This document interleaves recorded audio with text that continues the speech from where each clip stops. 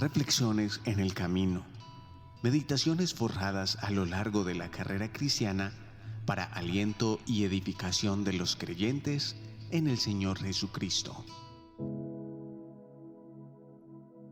31 de enero.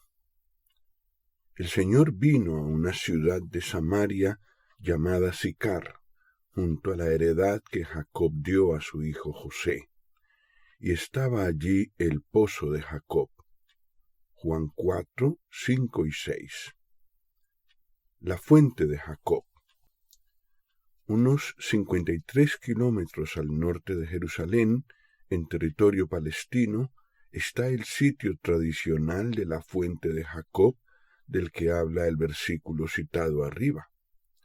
Ese lugar puede visitarse hoy en día. Está cerca de la ciudad moderna de Nablus y de las ruinas de Siquem. Siquem, posteriormente llamada Sicar, fue el lugar a donde llegó Jacob, procedente de Padán Aram. Génesis 33, 18 al 20. Allí compró un campo y erigió un altar con un nombre muy especial, El Elohe Israel, que significa Dios, el Dios de Israel.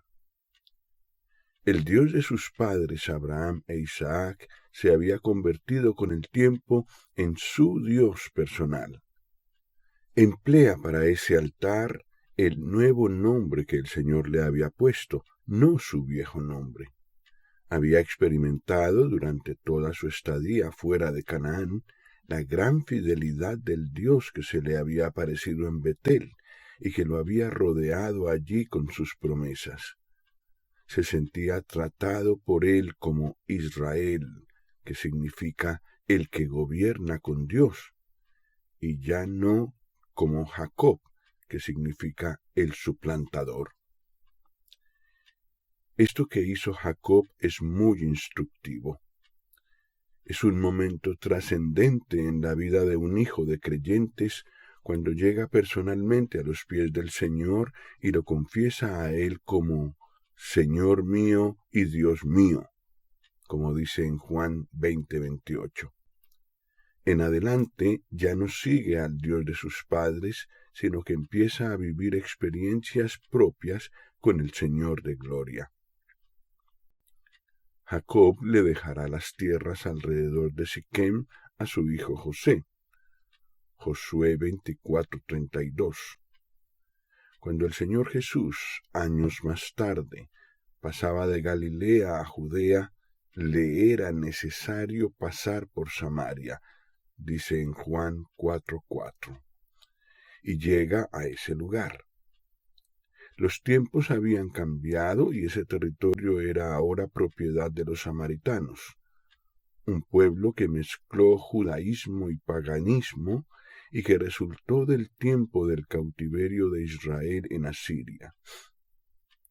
A pesar de todo ese historial, ese pueblo pesaba sobre el corazón del Señor y fue para anunciarles la palabra de salvación, y más tarde los apóstoles harían lo mismo. En la fuente de Jacob, el Señor habla a la samaritana pecadora que fue a sacar agua al pozo. Juan 4, 7 al 26.